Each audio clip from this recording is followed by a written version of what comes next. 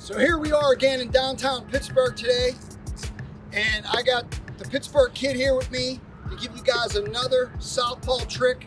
He was one of the greatest to ever do it. What we're going to talk about today is knowing your position and what makes a great foundation of fundamental body mechanics work when you're a southpaw, or like I said, vice versa, when you're a right-hander and you're fighting a southpaw. But we're taking it from he's a southpaw and he's going to do the demonstration of being a southpaw. Okay, so like I said, he's giving me half a man all the time. Paul was always giving you half a man from the start. That's where he would start off, coming up when the bell's ringing. He's giving you half a man. He's giving you that look. Right shoulder is higher than the left shoulder. He's got that left shoulder dipping lower. He's pointing that shoulder at you. So what that's doing for me, especially a lot of the guys that he fought, they were trying to be aggressive to him, or aggressive on him, and they're trying to get him, and they're trying to throw those right hand leads, they're trying to throw those left hooks, they're trying to get to him, okay?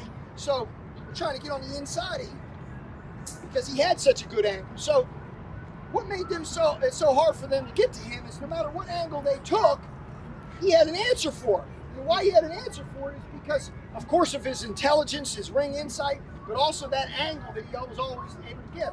So in other words, it wasn't always about what everybody always talks about, keeping your foot on the outside of the other guy's foot.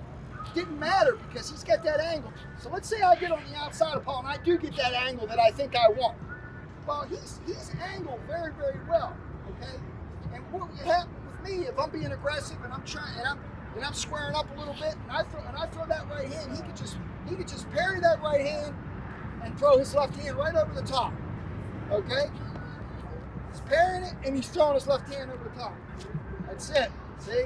So he's parrying it and he's throwing his left hand over the top. So for me, I'm getting that angle and he's not worried about me getting that angle. All he's doing is he's using a different technique. He's using a different move. So Paul's not worried about me getting that angle. Because if I get that angle on him, he knows what to do. He has an answer for it. I get that angle and I throw left hand. See what he does then? He's able to parry me there and shoot.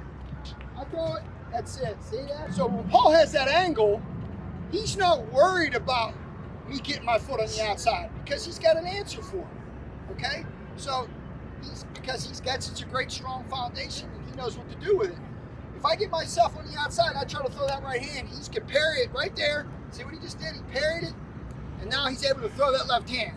So now I'm saying, well, damn, I can't do that on him. I got to turn this way and try to get this way on him. Now he can just, when I throw a right hand, he can just drop that pivot. See that? I throw the right hand, he just drops it. That's it. Just disappears right on me. In other words, I throw the right hand, it's no longer there. Okay? So in other words, I say to myself, when I went this way, the guy parried it and threw a left hand over the top. So now I try to angle a little bit this way to try to find a way to shoot my straight right hand. When I do that, he disappears. Not only does he disappear on my right hand, he's got an angle to throw that left hand, but he's also gone for my left hook. Because if I throw that right hand and he pivots there, he's gone. I don't have a left hook as well. Okay, Pernell Whitaker used to do that. He was great at that. He did that on Chavez all night long. So, and like I said, it's all like what he can do with that. He's got that angle. He can just drop that pivot. I throw that right hand. My left hook's not there. I turn, and he's got the angle on. Okay. So the other thing he could do is I'm throwing that right hand at him. He's slipping it there. Depending upon, I can have my foot here, I can have my foot here, whatever my foot's at. And then when I throw the hook, that's it. He's just rolling with that hook. That's it. He's using that shoulder. He's using that shoulder roll, and he's pivoting as well. Now I'm finishing off here. Look what angle he's got. He's got an angle to throw the left hand. Boom! Throw a straight left hand right down the middle. So those are some really, really great things that you can do when you have that position, you have that foundation and that balance to make those moves. Like when he goes, let's say I step over to the outside, he can just step away. Let's say, yeah, that's right. He can just keep resetting. He's in that angle. So you're in that angle, And I try to step over. Now what am I going to do? I go this way, he goes back this way. I step over to get to the outside and pull this angle. He's just keeping that angle. I go that way, he's just keeping that angle. I step this way, he's got that angle. Either way, I'm going to have a hard time. And the other thing that he's doing that's so good is that he's keeping this hand in here. Okay? If he had his hand here, then I could throw straight right hands down the pipe. But he's got it always this to parry. This hand is here. So he's so far away distance for me to throw this my rear right hook. If I try to throw a rear right hook, right, no way. So if I try to throw a rear right hook because he's got his hand there, there's no way. He could just pivot away from it, okay? Or he could just ride it. Like, he could just ride it that way. He could just ride it down. So this is where he got his hand because that's the closest place for me to be able to hit him. But he could just pivot every time I try to throw a rear hook.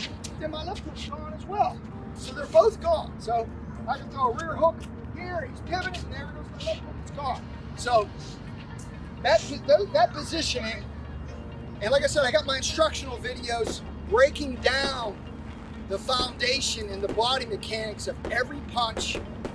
Whether you're a southpaw, all you would do is watch the video and just do the same body mechanics, and you're just practicing from the opposite side, but the mechanics are the same. So when you develop all those mechanics, you're going to be able to put all these tricks together so much better. Remember, in order for us to continue to bring you these great videos, it is critical that you share, like, and definitely subscribe to the channel.